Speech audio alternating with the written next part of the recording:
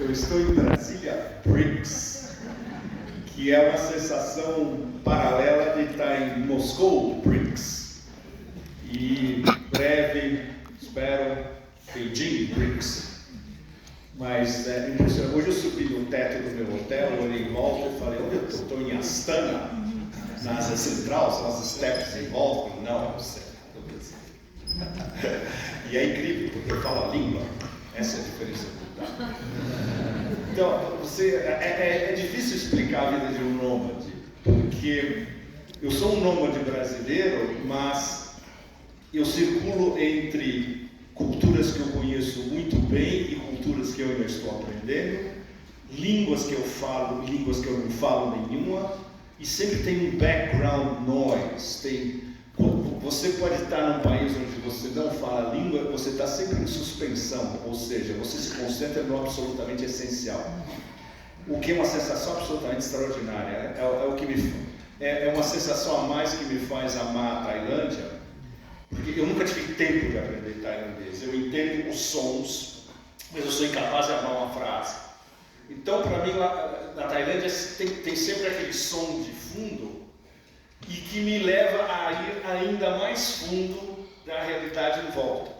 E quando você não está lá, você sente falta dessa dicotomia entre o espaço, o tempo, o som e o não som e o som de fundo. E você sente epidermicamente, você sente falta do cheiro, dos sons das ruas, do tilintar de um monge, sabe, do cara da esquina que faz a sopinha, o som dele preparando a sopinha numa carrocinha da esquina. Então essas experiências, elas vão, digamos que elas compõem o quadro poético, o realismo poético de você viver como um nômade.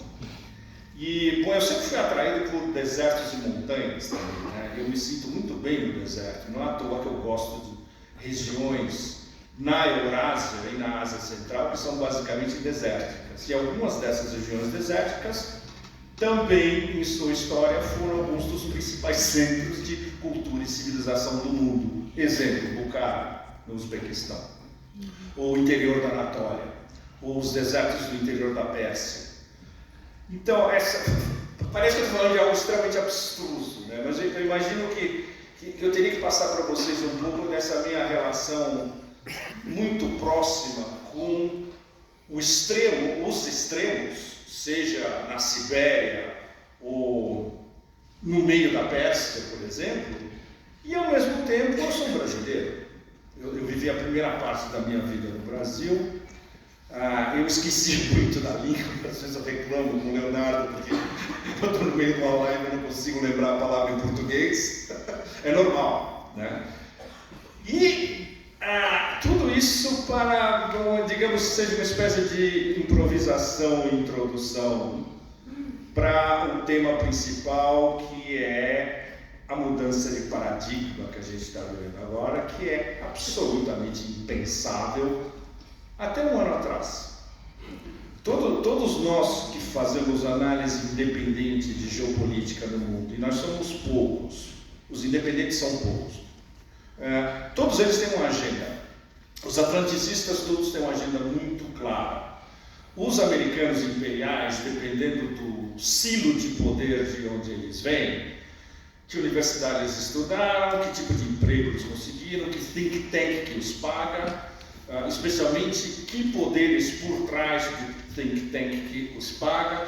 Mas é muito fácil, depois de alguns anos, você lê 3 parágrafos, você sabe exatamente de onde ele vem e quem está pagando essa história. Isso, claro, você adquire com experiência, evidentemente. E especialmente depois de você viver um tempo em Washington, que é uma cidade extremamente provinciana. Brasília é uma capital internacional, multicultural. Washington é uma cidade de província, comparado. E todo mundo trabalha para o governo. Aqui também, boa parte trabalha para o governo. Lá é diferente, todo mundo trabalha para as agências do governo que tem uma agenda extremamente parecida, intercambiável. Então você vai num bom restaurante à noite, está todo mundo think tanks, CIA, Departamento de Estado, Pentágono, etc., conversando basicamente os mesmos temas e são sempre as mesmas pessoas. E para outsiders, para estrangeiros, é muito difícil de penetrar. Eles te recepcionam.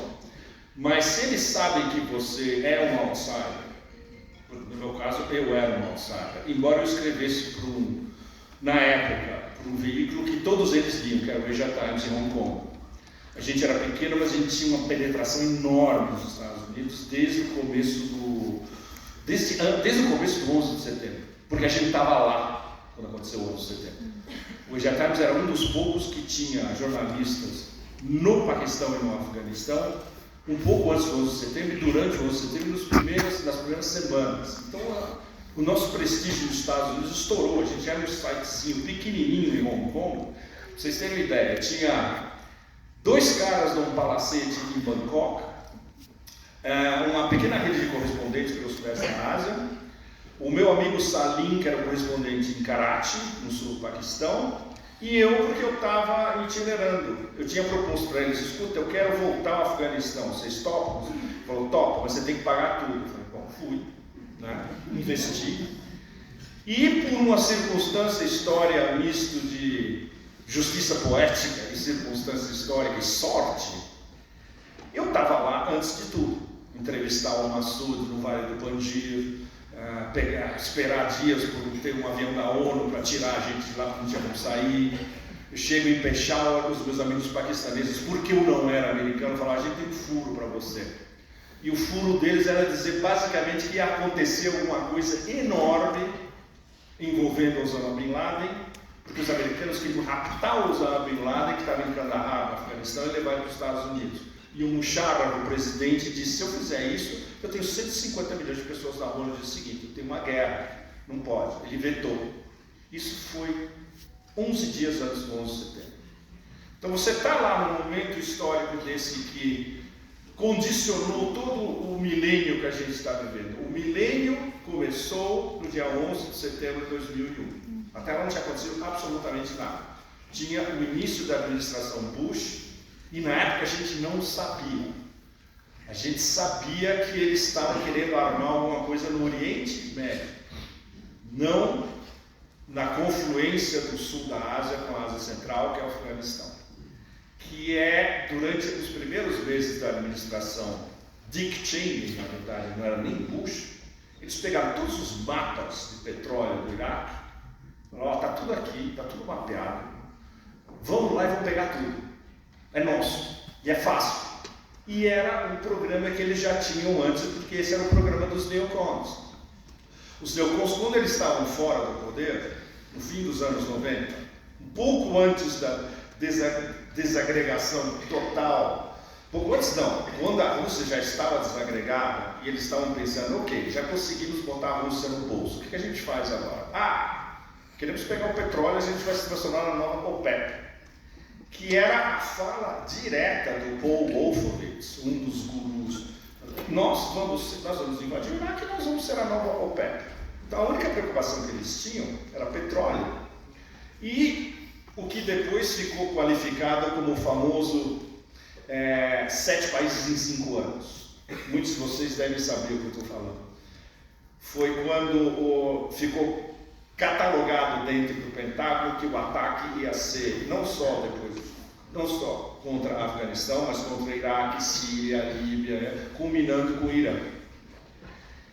Tudo isso a gente só ficou sabendo depois, mas nós independentes achávamos que a ideia, o plano não é só conquistar uma parte da Eurásia. O ponto é conquistar a Eurásia inteira, submeter a Eurásia inteira, especialmente a Rússia, que já estava no papo, entre aspas, todo o Golfo Pérsico, e acabar com os focos de uma certa soberania, no caso do Iraque, do Saddam na época, e de soberania do Irã comeinista, que estava sob sanções, mas não se dobrava. Então o único jeito na cabeça desses caras, que são uns guerreiros, guerreiros de sentar em poltrona, né? Nenhum deles tem experiência militar, nenhum deles sabe como funciona estratégia militar, e isso os grandes analistas militares, inclusive americanos, os denunciam desde essa época.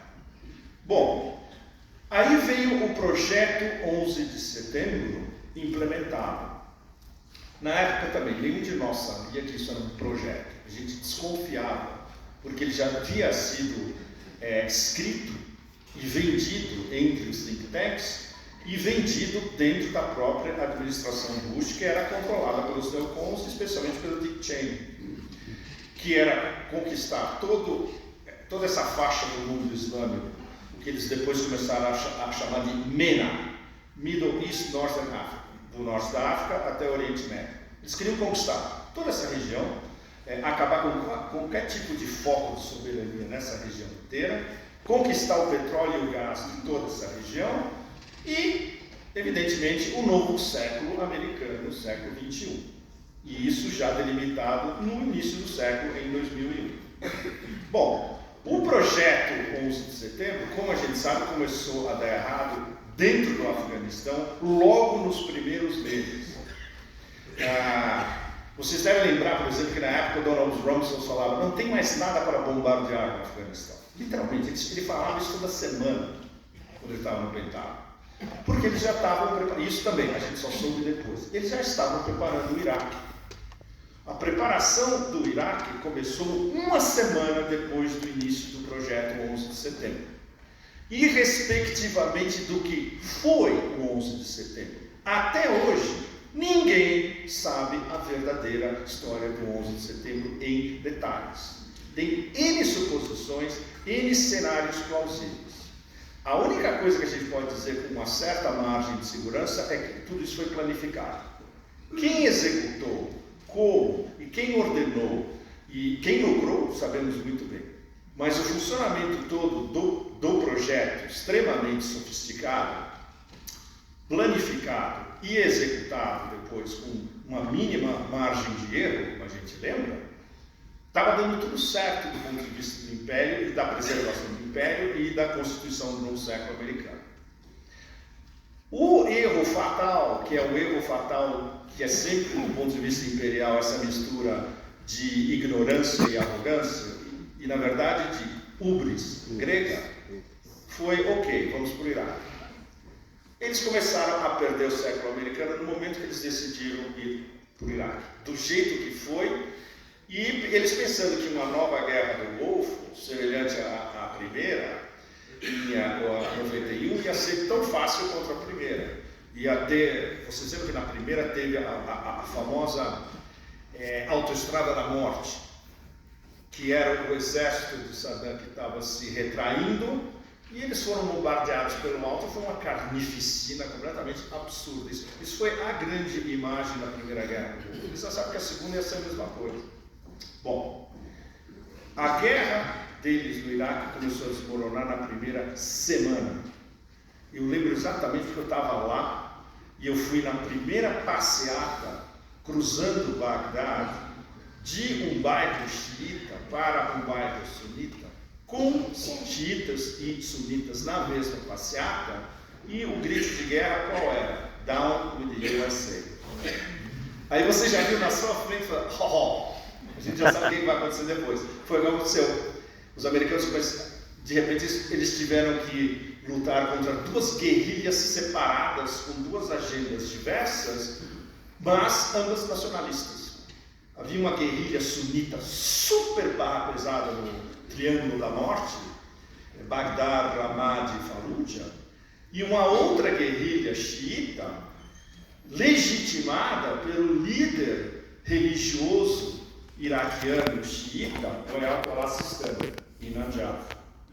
Então os americanos perderam em todos os sentidos, em alguns meses o projeto desmoronou, e eles continuaram nesses anos seguintes, nos anos 2000, né? Desde quando Lula subiu ao poder, em 2003, né? Lula subiu ao poder em janeiro de 2003, exatamente. Todo o primeiro mandato do presidente Lula, os americanos passaram presos em como tentar resolver o abacaxi gigantesco que eles se criaram no Iraque. Esqueceram do resto do planeta, literalmente.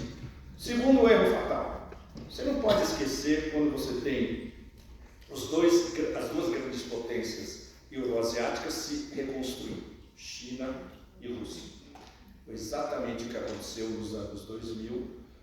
Putin, eleito em março de 2000, eu lembro, eu cobri a primeira eleição de Putin também, eu lembro que a Rússia estava completamente esfacelada pelos anos dos Chicago Boys, do Jeffrey Sachs, que depois teve uma iluminação rota para Damascus, e hoje ele é antissistema, né? Os Milton Friedmanistas, a escola de Chicago, tudo que eles aplicaram na destruição da doutrina do choque na Rússia durante os anos 90 foi um negócio absolutamente inacreditável. Tem uma cena, por exemplo, a crise do rublo, que seguiu a crise asiática, a crise do baht, da Coreia do Sul, da Indonésia, a crise do rublo chegou em 98. Aquela famosa cena onde está o Yeltsin completamente bêbado, quase caindo, tropeçando no palco, e o Bill Clinton atrás dando risada. Vocês devem lembrar dessa imagem, né? Foi a imagem emblemática da humilhação pública da Rússia, via o seu líder na época, e com o americano por trás dando risada. Porque, afinal de contas, eles foram os atores principais que provocaram essa derrocada. E o Yeltsin, a segunda eleição do Yeltsin foi roubada. A segunda eleição do Yeltsin, os americanos foram lá e ganharam a eleição para ele. Tem uma capa da revista Time que, inclusive, diz isso de A a Z. Ou seja, não é uma teoria conspiratória. Bom, e o que está acontecendo na China? A China tinha entrado na OMC em 2001, estava conversando com todo mundo, crescendo a 14%, 12%, 10%, pondo em ação o que o Deng Xiaoping tinha recondicionado já no início dos anos 90, com a famosa viagem dele ao sul, quando ele foi para Guangzhou, Shenzhen,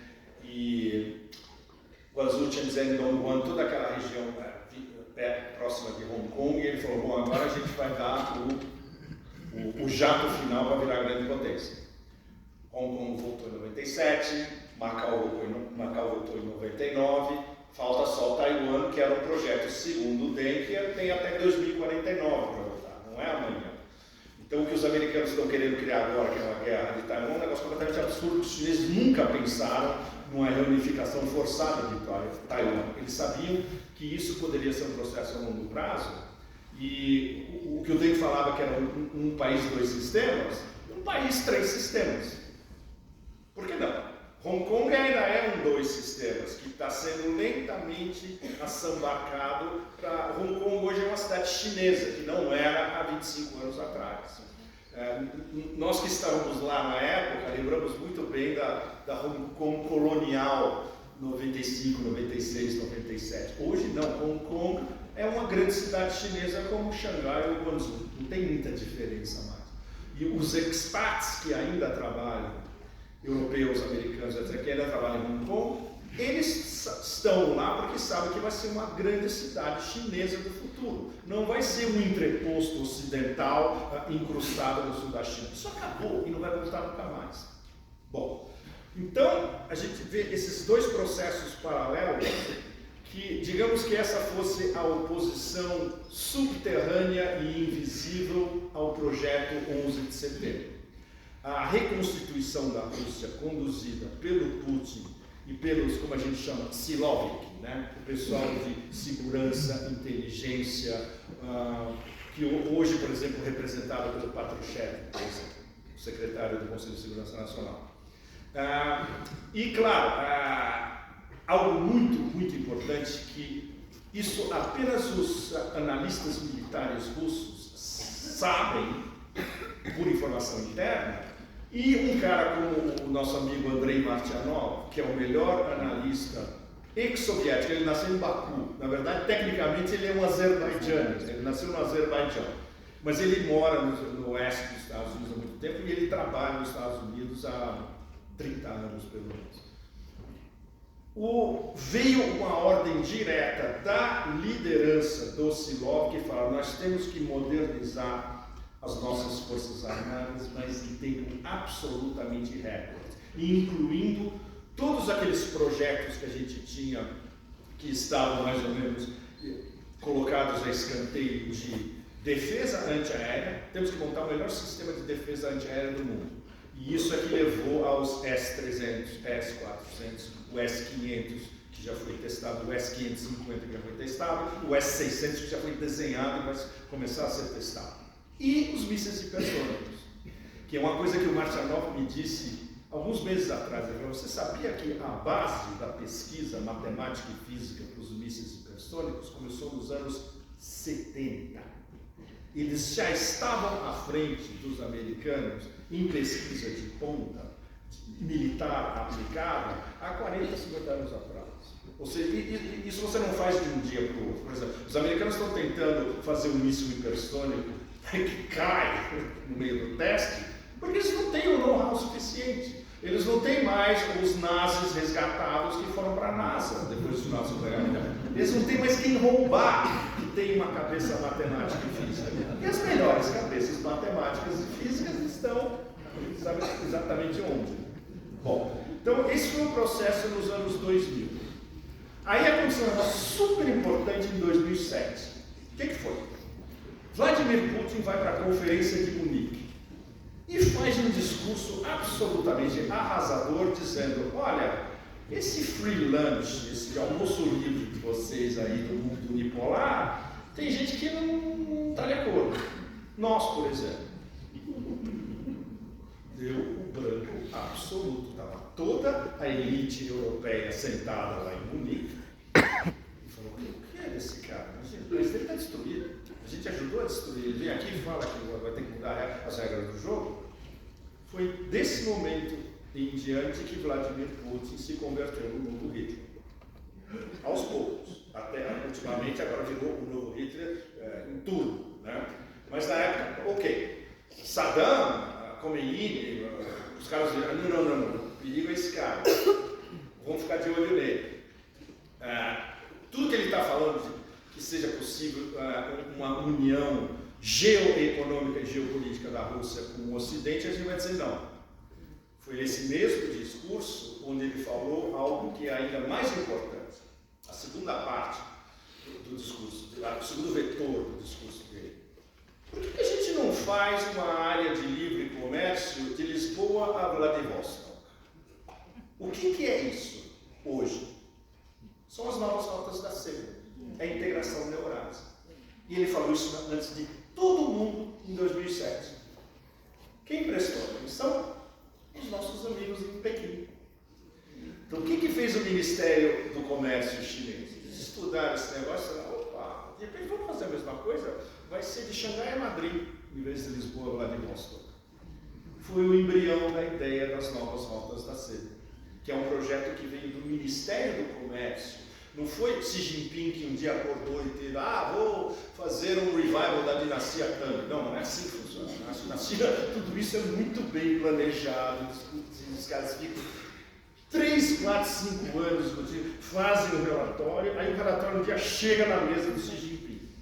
Ele olha e fala: porra, achei a minha política externa para o resto das próximas décadas, até 2049.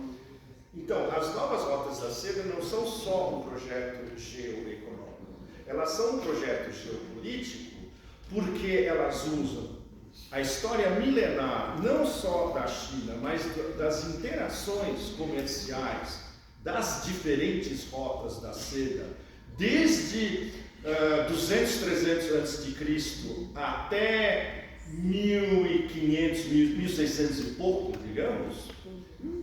Depois do início das eras dos descobrimentos, evidentemente, o comércio interasiático começou porque as potências marítimas cercaram o que a gente chama de heartland, né, o coração da Eurásia, e o domínio comercial passou do centro para os limítrofes, para os marítimos. Né? E isso explica depois como os ingleses e depois os americanos são impérios da talassocracia. Né? Eles dominam pelo mar.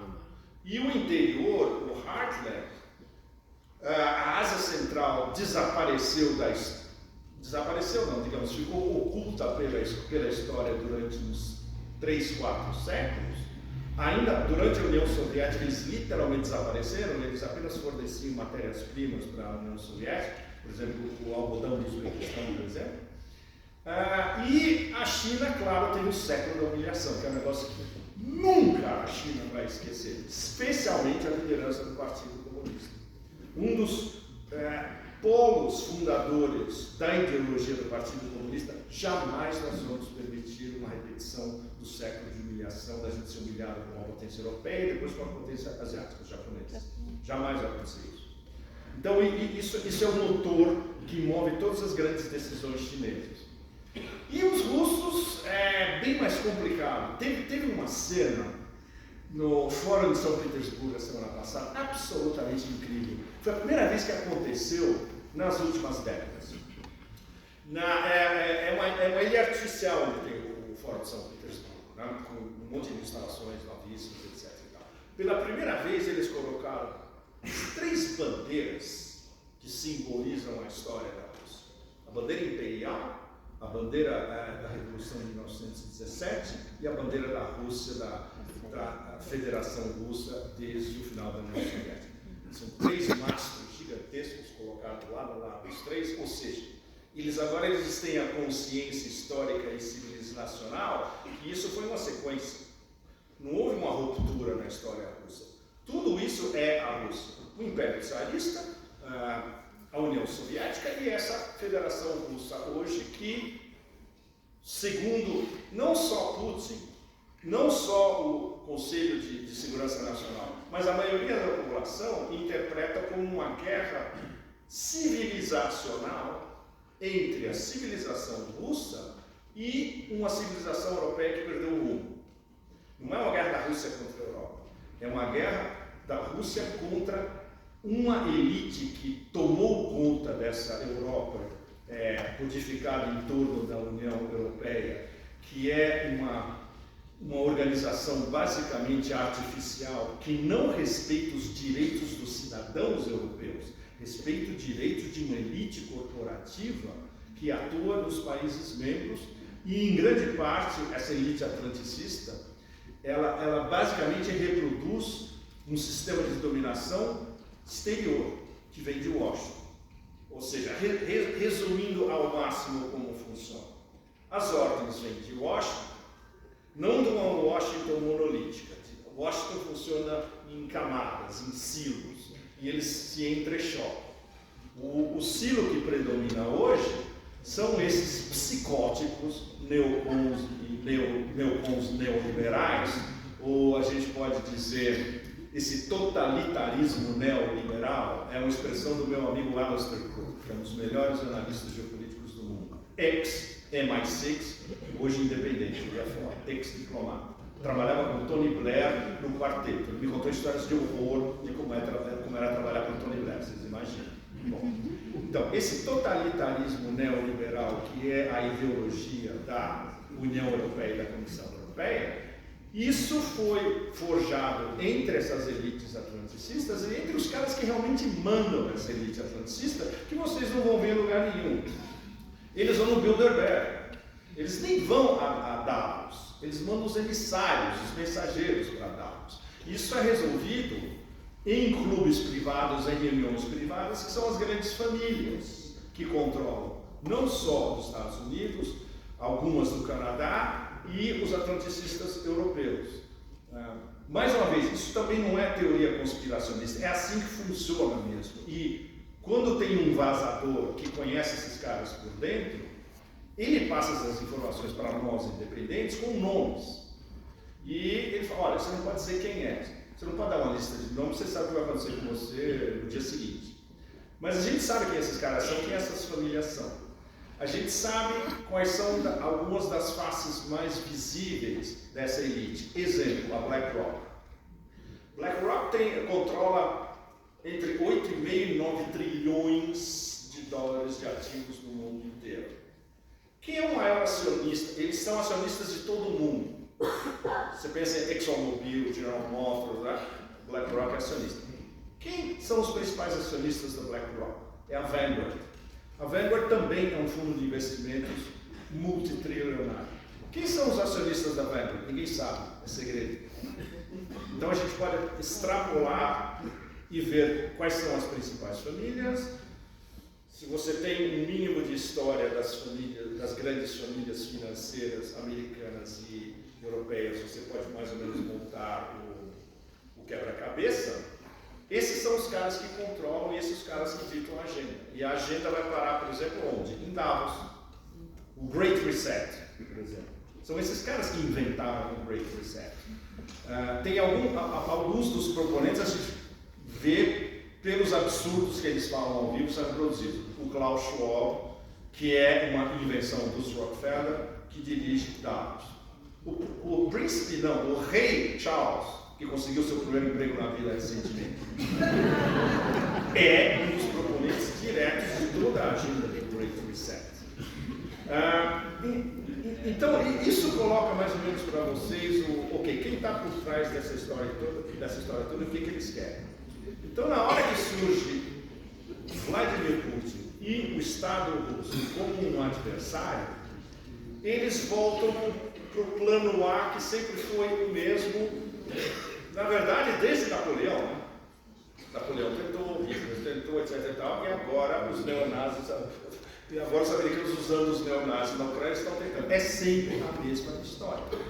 Ou seja, esses caras nunca leram o Bismarck. Né? O Bismarck falava, faça qualquer coisa na vida, mas não antagonize os russos.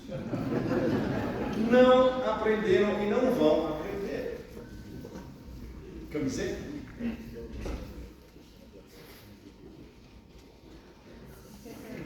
Z?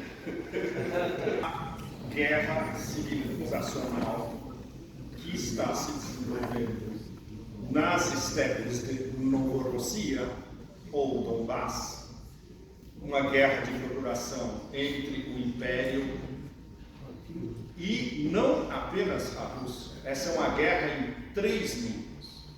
É uma guerra do Império usando a Ucrânia como bucha de canhão, a guerra até o último ucraniano, porque afinal eles são eslavos, então pode matar quantos eslavos for. É uma guerra de eslavos contra eslavos.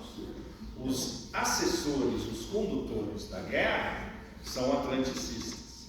Quem está lá morrendo são eslavos. Quem eles estão lutando contra são eslavos também. É uma guerra de irmão contra irmão e primo contra primo. E isso é a primeira explicação direta de por que a Rússia não acabou com essa guerra, destruindo Kiev em 20 minutos. Que eles podem fazer a hora que eles quiserem, com as armas que eles quiserem e na extensão devastadora que eles quiserem. E isso é dito o tempo todo e repetido por Putin, Patrushev, Sergei Lavrov, ministro das Relações Exteriores, todo mundo. Nossa guerra não é contra a Ucrânia. No começo, eles não tinham como explicitar isso, porque houve realmente uma falha de inteligência brutal, pela qual ninguém pagou até agora em Moscou. A gente não sabe se isso foi da inteligência interna, da inteligência externa, da inteligência militar e dos principais informantes que eles tinham em Kiev, que passaram a informação errada, basicamente dizendo, olha, se vocês vêm até aqui e botam um monte de tanques aqui do lado, em uma semana vai ter um golpe e aí vai ter um militar novo, vocês conversam com ele e acabou a guerra. Não foi isso. Porque eles subestimaram os 8 anos de weaponização barra pesada desse governo em Kiev, com todas as armas mais modernas da OTAN, treinamento mais moderno, as famosas, o modo OTAN de conduzir a guerra, que basicamente é o mesmo modo que eles usaram no Afeganistão e foram enrabados pelos talibãs. Né? O modo OTAN de fazer a guerra, mais moderno, treinamento. O Martchanov destrói esses caras em um parágrafo. Bom, e como isso foi pensado pelos americanos como um plano A só. O Império não é muito, o Império é muito raso intelectualmente. Os funcionários do Império que fazem política, que ditam política, e depois chega na mesa da Casa Branca, não lida por aquele tonto que não sabe nem o caminho do banheiro, mas lida pelos assessores, que são os caras que mandam mesmo. E tem 3 nomes: Jake Sullivan, Tony Blinken e Victoria Nuland. Esses caras que estão fazendo a política externa americana, o que é um desastre absoluto. Você ouve um analista americano realista de geopolítica, como o John Mearsheimer, por exemplo. Você ouve o Ray McDonald, amigo nosso, que lia os briefings da CIA para o Ronald Reagan às 8 da manhã, todo dia. Eles falam, mas o país foi sequestrado por um bando de psicóticos completamente. E não tem como tirar esses caras de lá. E são esses caras que estão afundando o império. Ok, do nosso ponto de vista sul-global inteiro, é maravilhoso. Porque o império está sendo destruído por eles mesmos. Então, ou seja, com amigos como esse, não tem que chamar os inimigos. Eles estão fazendo trabalho por todos nós. O que eles fizeram nos últimos 16 meses, por exemplo, não tem preço. Eles estão destruindo o poder hegemônico por dentro. E os vassalos que estão na União Europeia e na Comissão Europeia também. O problema é que eles estão destruindo a Europa no meio do caminho também. Aí voltando a linha que eu ainda não dei para vocês de como funcionam as decisões. As decisões são tomadas em silos em Washington. No momento, o silo que domina é o desses neocons psicóticos e neoliberais psicóticos dentro do Partido Democrata e trabalhando dentro da administração, da não administração Biden. Os três principais nomes óbvios são esses três, o Jake Sullivan, a Victoria Nuland e o Tony Blinken. Mas tem gente mais poderosa por trás que dá as ordens mesmo e faz a agenda, que são os doadores do Partido Democrata. E aí entra grandes famílias americanas, multibilionárias, que ditam a agenda e pagam os políticos. Olha, você vai ter que fazer isso aqui. Esses caras eles conceptualizaram o plano A, que é, bom, a gente cria essa guerra por procuração, usa o melhor armamento da OTAN para fazer uma blitzkrieg e reconquistar o Donbass. Se os russos quiserem fazer qualquer coisa, a gente usa um pacote de sanções absurdo que vai destruir a economia deles em um mês. Ok, fizeram tudo isso. O que aconteceu? Nada. Não conseguiram destruir a economia russa. Por quê? Porque os russos já estavam esperando que isso acontecesse. E aí é que entra você jogar xadrez geopolítico. Você tem que pensar 4, 5, 10, 20 movimentos à frente. E nisso ninguém bate, porque eles são muito melhores do que os chineses. Os chineses é diferente, os chineses é uma estratégia de paciência. E os chineses não têm o poder de fogo militar que os russos têm. Os russos podem se dar o trabalho de fazer tudo isso, não só porque eles têm o melhor armamento convencional, mas eles são a grande superpotência nuclear e ainda por cima dominam mísseis hipersônicos capazes de soltar um míssil e destruir uma capital europeia em 10 minutos. Ninguém é capaz de fazer isso. Ou seja, em termos de dissuasão militar, os russos estão lá em cima. Porque hoje, desde o início da era Putin, há 23 anos atrás, ou seja, isso é uma sequência. Eles já estavam pensando que isso poderia acontecer no futuro, porque eles sabiam que o grande... Por que a OTAN existe? A OTAN existe como um mecanismo anti-russo, essencialmente. A OTAN não morreu com o fim da União Soviética, porque o plano nunca foi esse. O plano era sempre desmembrar a Rússia, tornar a Rússia cada vez mais fraca, invadir, câmbio de regime. Na época eles não precisavam, já tinham o Yeltsin no poder, depois com o câmbio de regime, e tomar conta de todo aquele manancial absolutamente inigualável no planeta de recursos naturais que ninguém tem a não ser os russos. Esse foi sempre o plano A. Então, para fechar o plano A, criação da guerra na Ucrânia. Se a gente vai ver o background da criação da guerra na Ucrânia, a gente pode até dizer que essa guerra foi criada 100 anos atrás. Tem motivos para isso. A guerra foi criada entre a Primeira e a Segunda Guerra Mundial também. A guerra foi criada no momento que acabou a Segunda Guerra Mundial e começou a Guerra Fria, também. A guerra foi criada no momento que desabou a União Soviética, também. A guerra foi criada quando Putin fez o discurso em Munique, também. E, ultimamente, a guerra foi criada em 2014 com o Maidan em Kiev, sem dúvida. Essa é a última razão de um processo que vem muito, muito longo prazo. Então, o que eles pensaram em 2014? Vamos criar um abscesso dentro do mundo russo, porque afinal russos e ucranianos são primos, irmãos, da mesma civilização, é a mesma cultura. A Rússia surgiu em Kiev Rus há 1000 anos atrás. Vamos botar pegar o máximo de armas possíveis e imaginárias desses caras, vão fazer eles atacarem a população russófona do leste da Ucrânia, que é historicamente uma região russa. Foi dada para a Ucrânia em 1923, não pelo Lenin. O Lenin estava muito doente já em 1923, por quem estava em torno do Lenin. Assim como a Crimeia foi dada pelo ucraniano Khrushchev em 1954, em nome do internacionalismo proletário, para a Ucrânia. Mesma coisa. Essas terras são historicamente russas. Bom, e eles tiveram 8 anos, veja bem, muito importante, é a narrativa que desapareceu de toda a mídia ocidental, atacando as populações civis russófonas do Donbass todo dia. Todo dia tinha algum tipo de bombardeio. Quando eu estive lá em 2015, por exemplo, em Donetsk, a gente não conseguiu nem chegar no aeroporto, porque o aeroporto de Donetsk era bombardeado literalmente todo dia.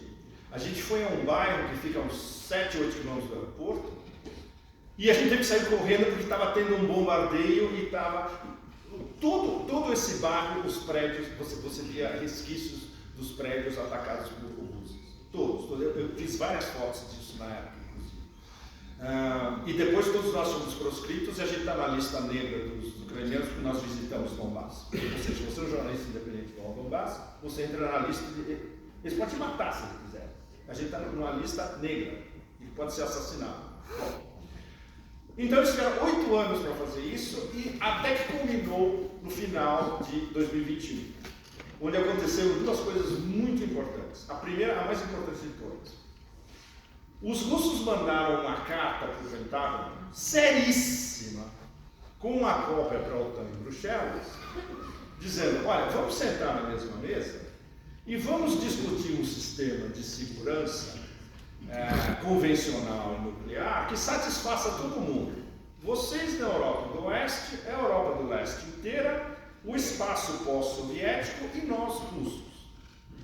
O nome técnico disso é indivisibilidade de segurança. O que diz exatamente o X da questão qual é? A segurança, por exemplo, de Paris e Londres, tem que ser uma segurança equivalente a Moscou e São Petersburgo. Faz todo sentido. Não, evidentemente, para o Império e para os atlanticistas. Não houve resposta do Pentágono, houve o que a gente chama de não resposta à resposta. O Pentágono não falou nada, o Parlamento Estado não falou nada, ninguém falou nada. E os russos já, mais uma vez, eles já sabiam o que ia acontecer, a não resposta. Falaram, bom, o que nós vamos fazer então? Nós não podemos forçar os caras a sentar na mesa com a gente, eles vão fazer alguma coisa agressiva. Foi exatamente o que aconteceu. As cartas foram em dezembro. O que aconteceu em fevereiro? Começo de fevereiro. A inteligência russa chega na mesa do Putin e fala, olha, os caras estão na fronteira, armados até os dentes, treinados pelo OTAN, tem mais de 100 mil e eles vão atacar o Donbass. Se eles atacarem o Donbass, vai haver um mini genocídio, uma carnificina de massa, porque eles vão atacar o Donbass e dominar o Donbass. Essa é a razão número 1 para uma decisão tão drástica quanto entrar no... Na época, os russos nunca falaram em guerra. Por que eles falaram em operação militar especial, que é a SMO na inglês? Essa é a denominação oficial dessa operação. E, desde o começo, qual é o objetivo dessa operação? Então, como eles são muito precisos, e a terminologia conta, denazificação e desmilitarização. Ou seja, qual é o objetivo dos russos? Essa é uma área russófona. Todo mundo que mora lá quer fazer parte da Federação Russa ou quer ter pelo menos uma autonomia total, porque eles consideram que não tem nada a ver com o resto da Ucrânia. E isso, todo tipo de pesquisa já provava. Já eram repúblicas democráticas independentes, tanto Donetsk quanto Lugansk. Tinham votado para serem repúblicas democráticas independentes. Como você poderia vender uma ideia como essa para o Ocidente? É absolutamente impossível. Então os russos retornaram uma invenção do Ocidente contra o próprio Ocidente. Vocês lembram do conceito chamado responsabilidade para proteger? R2P, Responsibility to Protect. Vocês lembram quem usou isso para invadir e destruir a Líbia? O Ocidente. E a diferença é que não havia nenhuma indicação de que haveria um genocídio na Líbia na época. Eles inventaram esse pretexto. A diferença em Donbass é que a possibilidade de um genocídio, de uma invasão, estava qualificada e o exército ucraniano treinado por OTAN estava a ponto de perpetrar essa invasão e esse mini-genocídio. Essa foi a razão número 1. Razão número 2. A inteligência russa descobriu que havia laboratórios de armas biológicas, não só na Ucrânia, na Geórgia, tinha até um no Cazaquistão. O que eles estão fazendo? São experiências e eles vão usar isso contra nós. Ou seja, você já tem 2 red lines somadas. Aí a terceira definitiva, que precipitou tudo, teve uma outra conferência de Munique dessa época. O que aconteceu na conferência de Munique nesse fim de semana? Zelensky falou, estamos pensando em reativar o programa nuclear ucraniano. Junta essas 3. Imagina se isso fosse contra o Brasil, contra o Irã, contra os Estados Unidos, nem se fala, contra qualquer potência. E você tem nas suas bordas essas 3 red lines acumuladas. Você tem que fazer alguma coisa contra a sua vontade. Isso a gente depois teve várias possibilidades de confirmar em Moscou. Putin ordenou baseado nas informações que ele tinha da inteligência, inclusive a má informação que ele tinha de que isso ia durar 2 semanas. E você imagina, na hora que eles perceberam que ia ser uma guerra fratricida a longo prazo, que é o cenário que a gente está contemplando nesses 16 meses, né? Bom, lançou a operação, mas eles já estavam preparados para o principal, a guerra híbrida financeira e econômica. Eles jamais poderiam ter feito a mesma coisa em 2014. Em 2014, esse pacote de sanções teria destruído a Rússia.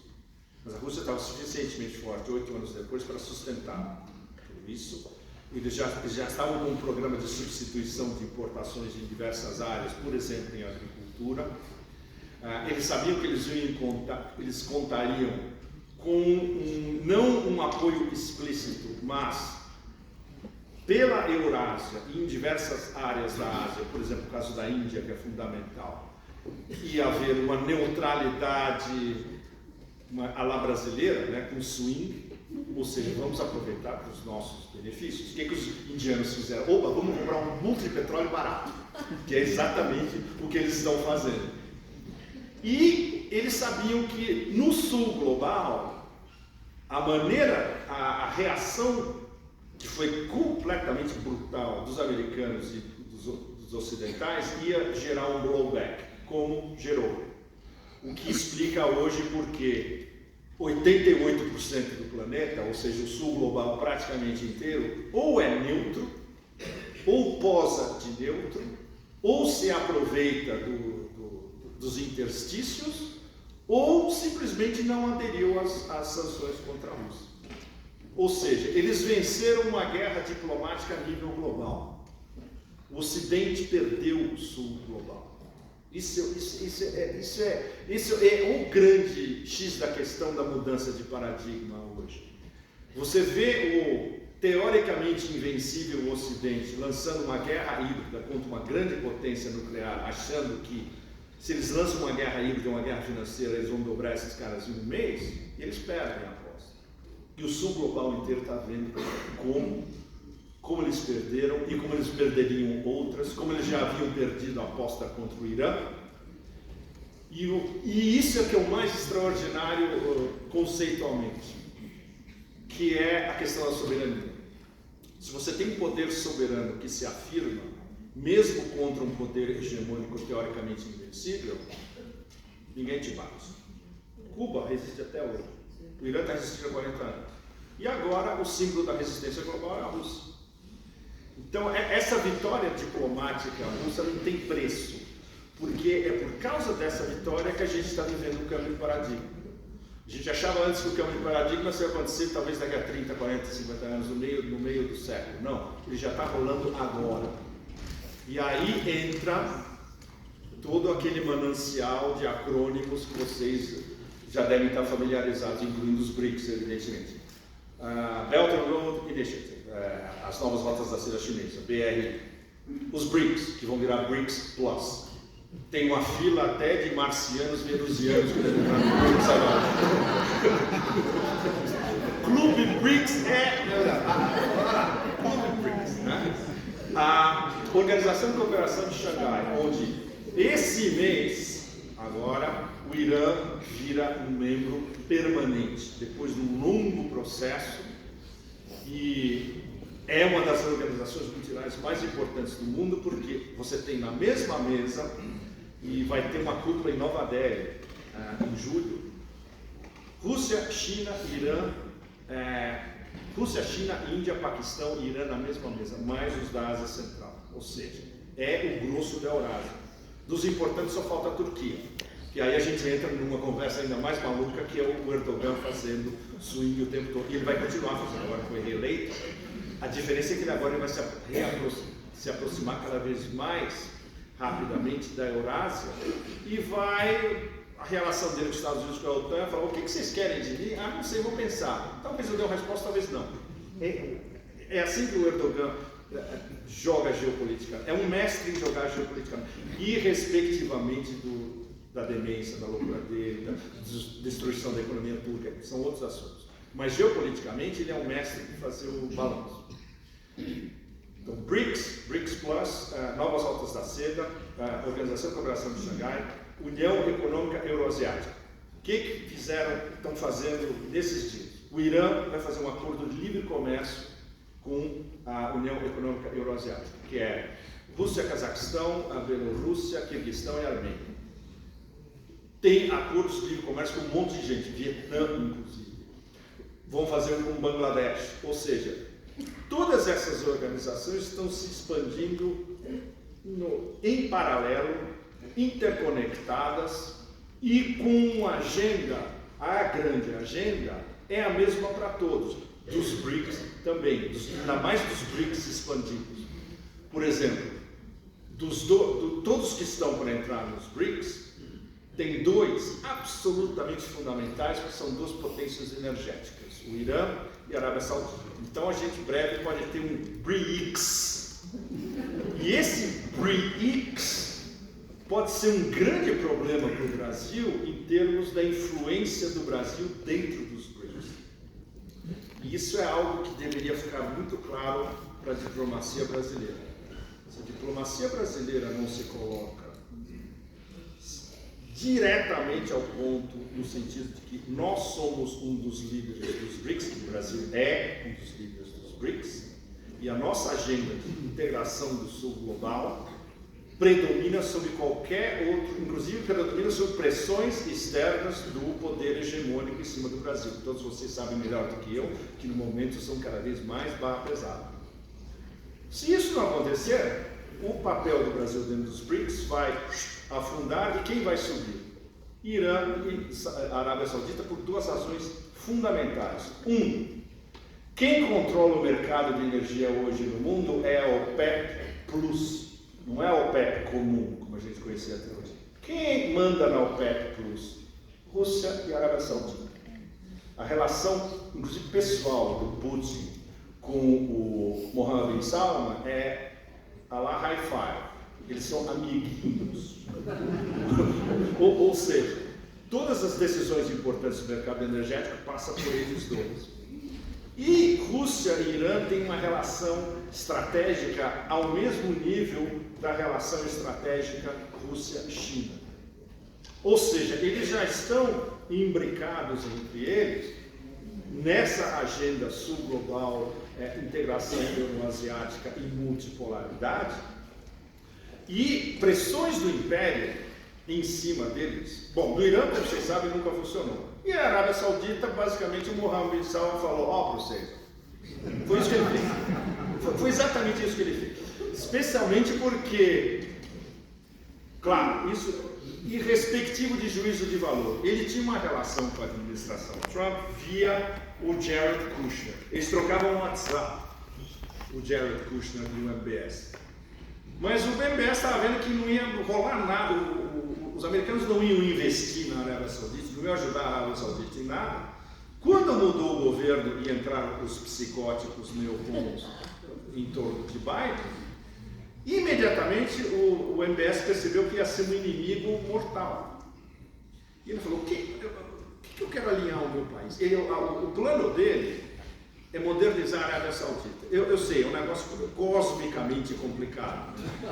Mas ele acha que ele pode fazer. Sabe por quê? Porque ele é popular na Arábia Saudita. Ele é jovem e ele é popular. Então o que ele faz?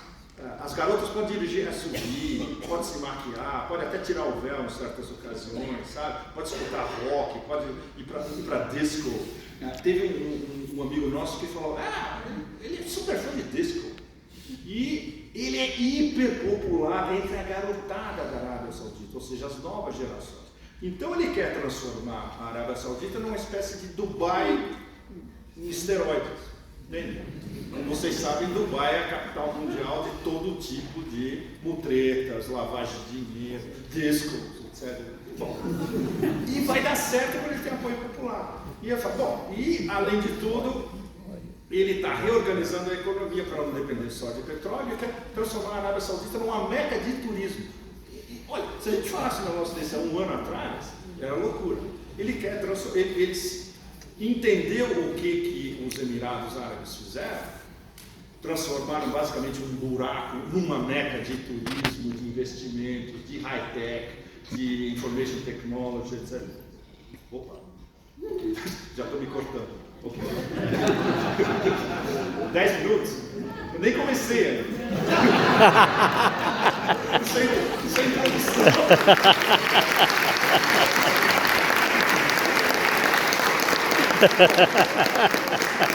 Mas agora a gente está num tema que interessa ao Brasil diretamente, que é a formação do mundo multipolar e o Brasil dentro da formação do mundo multipolar. Quer dizer, o Brasil é um membro-chave em várias dessas organizações multilaterais.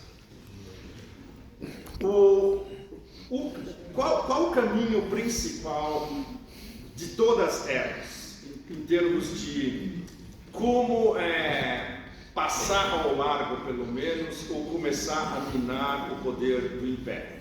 É a desdolarização, que é o dossiê mais complicado de todos esses. Novas formas de energia, como é que chama? Corredores comerciais, isso é uma moleza até de se organizar, porque está sendo feito, já está sendo feito há vários anos. O processo de desdolarização, ele está começando agora e ele é completamente fragmentado, ou seja, cada uma tem o seu plano. O plano mais avançado até agora é o da União Econômica Euroasiática, que essencialmente vamos fazer uma moeda baseada em commodities e em ouro, ou nos dois, e vamos começar a fazer uns testes entre nós, os 5 membros. Se dá certo, a gente amplia para a Organização de Cooperação de Xangai. E se der ainda mais certo, a gente amplia para os BRICS. Então vai ter que sentar todo mundo dessas organizações e conversar como vai ser essa nova moeda. Os BRICS nem começaram a discutir ainda. Eles na cúpula na África do Sul agora, em agosto, a gente vai começar a falar a sério sobre desdolarização. Ou seja, ainda está muito embrionário. Aí, por exemplo, há 2 meses atrás eu estava conversando com os russos envolvidos, é o pessoal do Sergei Glaziev. Estava falando com o principal assessor econômico dele. Ele me disse diretamente, claramente, olha, o principal problema dentro dessas organizações é político. Enquanto você não resolve divergências políticas seríssimas dentro de cada uma dessas organizações multilaterais, você discutir um sistema como esse, que vai contra o dólar, e vai ser um negócio absolutamente brutal, e a gente vai estar sob ataque o tempo todo, é impossível. A coesão tem que ser total. E ele deu como exemplo, dentro dos próprios BRICS, a Índia e a China, onde a Rússia age como o mensageiro, como quem cria as pontes. O Putin chegou ao ponto onde, numa cúpula, ele pega o Xi e o Modi, os três juntos, e o Putin conduz o diálogo entre o Xi e o Modi pessoal. Ou seja, isso é ao mais alto nível. Entende? Mas eles não podem fazer isso todo dia ou toda semana. Entende? Isso é 2 vezes por ano, no máximo. O resto são aquelas videoconferências, onde nunca se resolve muita coisa. Entende? E as equipes econômicas não estão trabalhando juntas ainda. Por exemplo, eles me deram outro exemplo. Eles foram discutir com os chineses essa nova moeda, como ela estava sendo pensada na União Econômica Euroasiática. E os bancos chineses têm um medo brutal, mas cósmico, das sanções adicionais e das sanções paralelas dos americanos. Então os chineses estão falando, não, nós não podemos pegar, sabe, os nossos principais bancos, inclusive o Banco da China, e começar a transacionar essa nova moeda. Os americanos vão vir em cima da gente, eles vão nos cortar acesso ao mercado americano.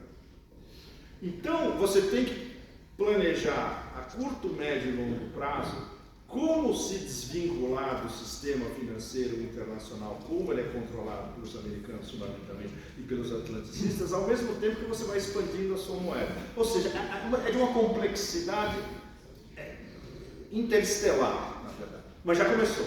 Ou seja, esse trem-bala já está andando. Né? Dentro dos BRICS, a gente vai ver, acho que claramente, a partir desse fórum na África do Sul em agosto, até que nível eles vão começar a discutir, especialmente porque agora não vai ser mais os 5, né? O BRICS Plus pode ter 7, 10, 15, 20, ou de repente 25.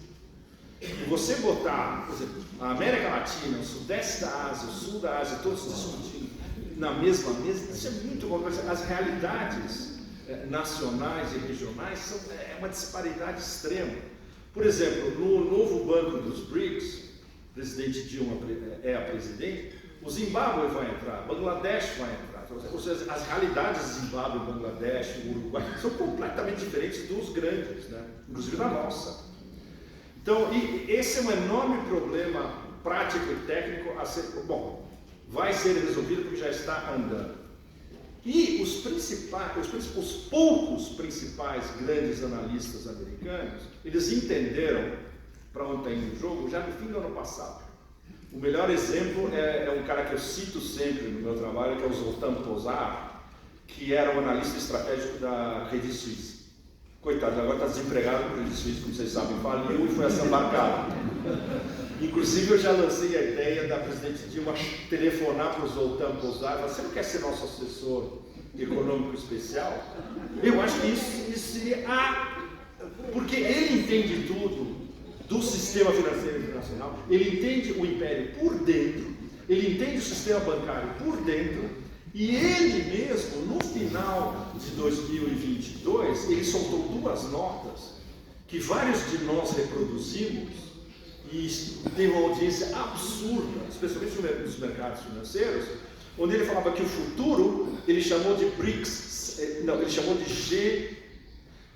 BRICS, ele chamou de BRICS 7, BRICS 7, porque ele viu que o G7, ele basicamente falou, o G7 está morto, não vou resolver mais nada, os BRICS estão em ascensão, e quem vai resolver a história daqui para frente, o novo sistema vai ser BRICS 7. Ele disse que era uma licença poética.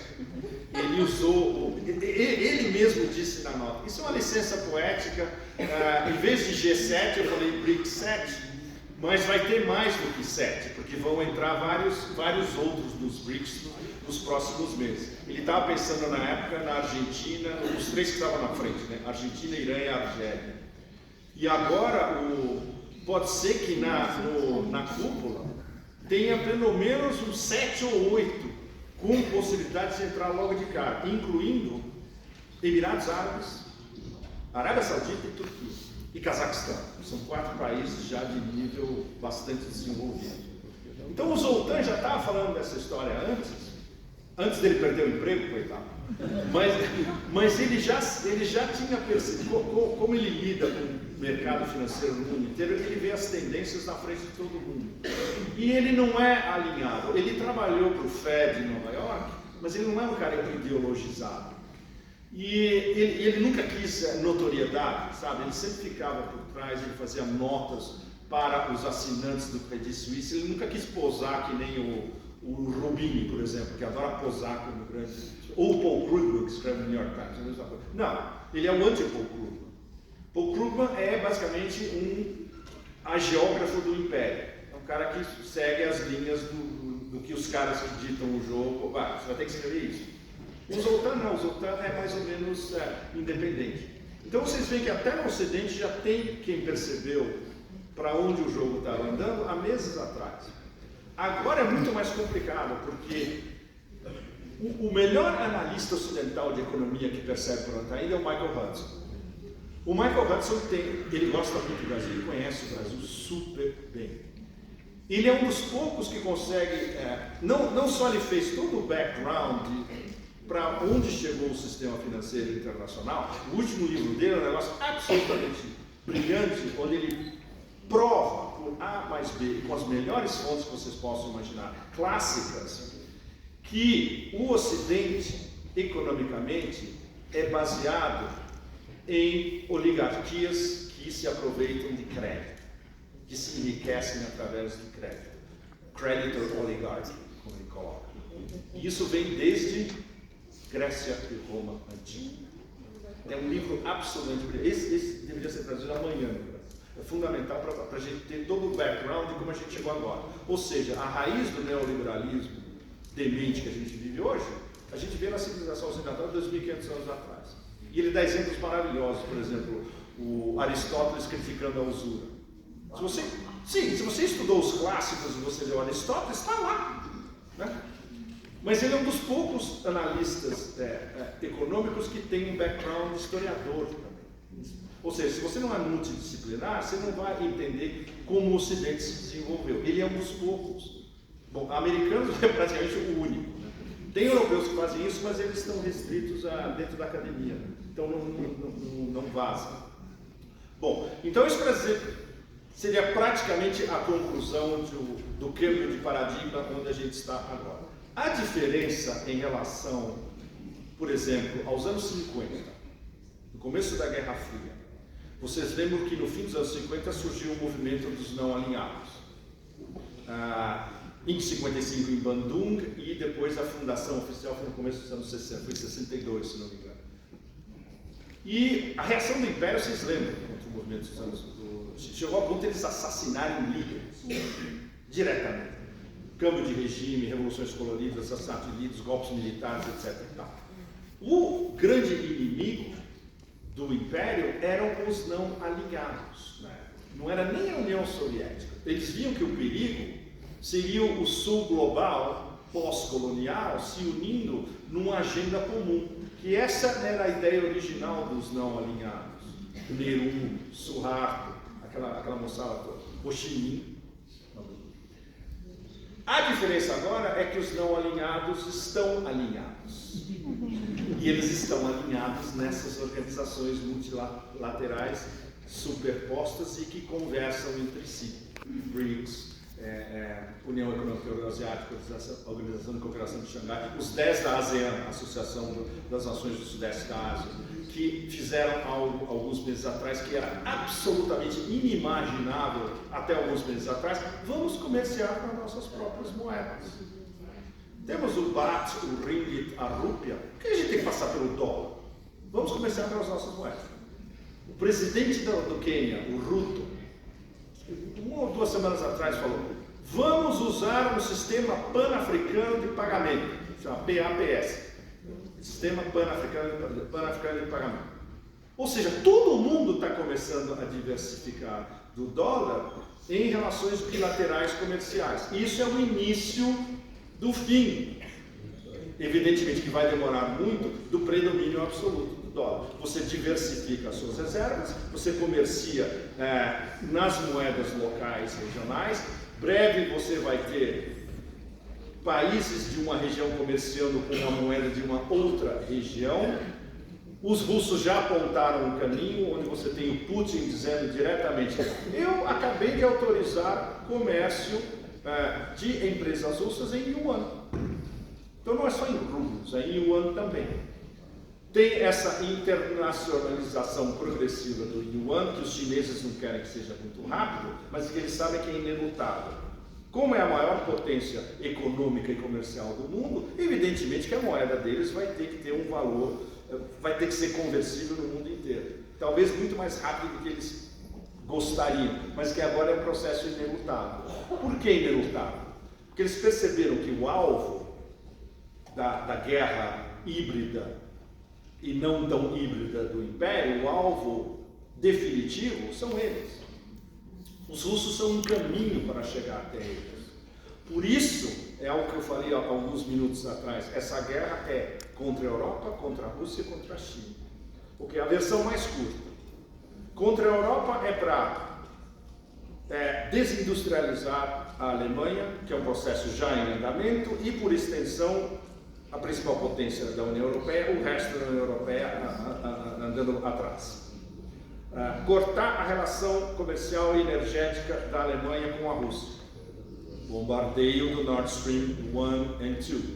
Provado pelo Seymour Hersh, o maior jornalista investigativo americano dos últimos 50 anos, foi conceptualizada, instrumentalizada e operada pelo Império, com o aval final do boneco de testes de pano, que teria dado finalmente o ok.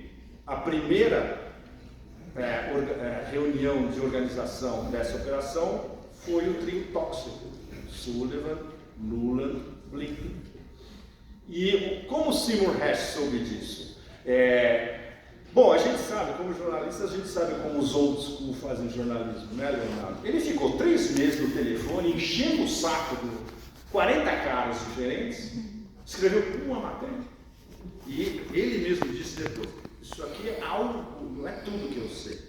Isso foi o primeiro texto para mostrar como funcionou o processo. Ou seja, quem disse isso para ele, e com informações que ele pôde cruzar e depois dizer, esse cara está falando a verdade, foi gente do Deep State americano, que é contra, porque eles sabem o que isso significa.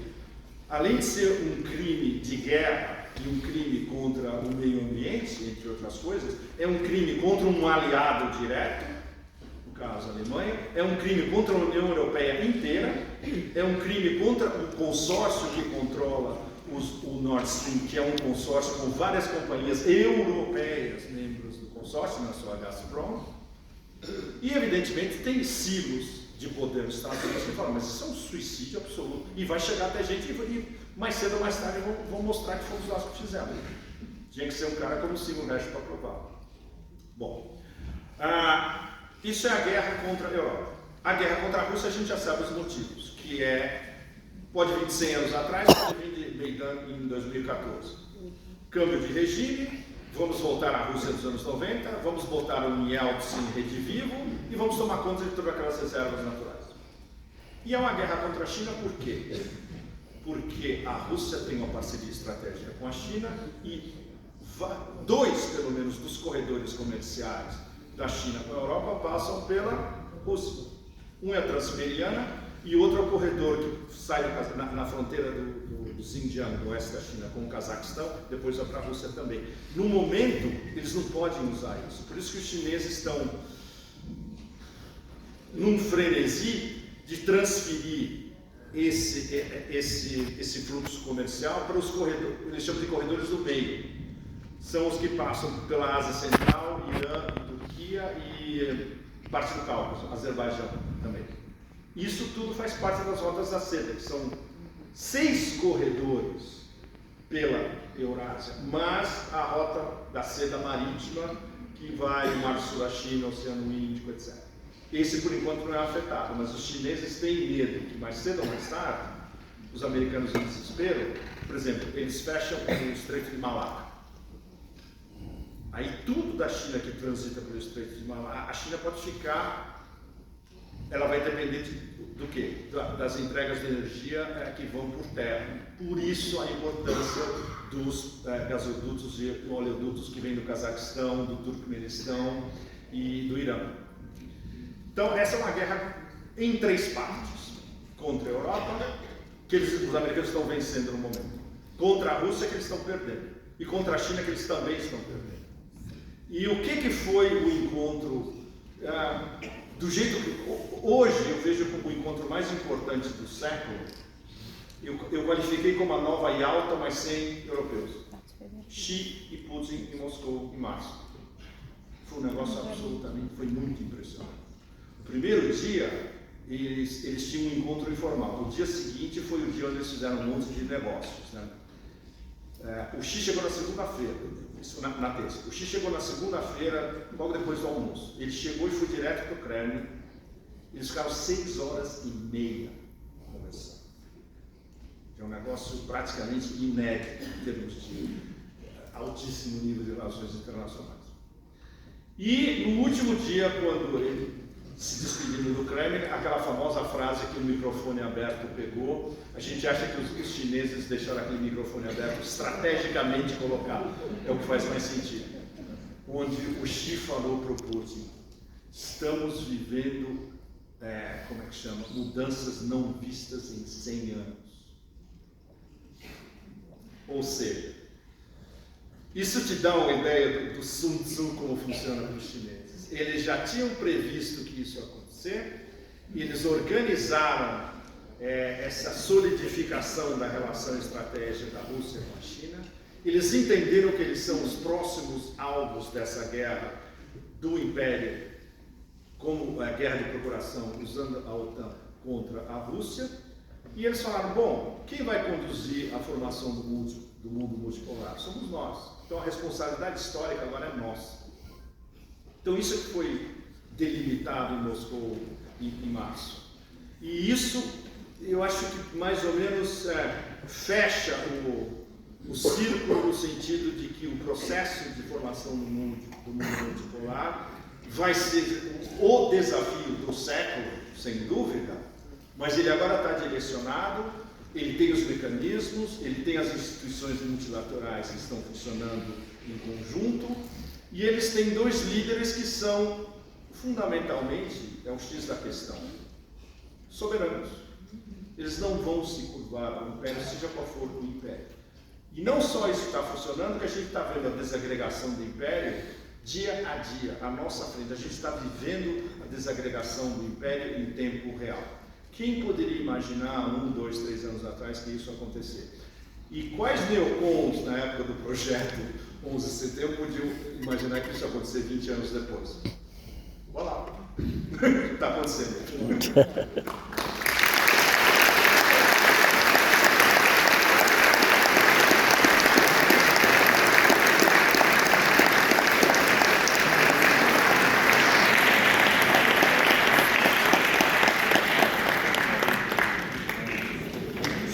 Nós temos agora 20 minutos para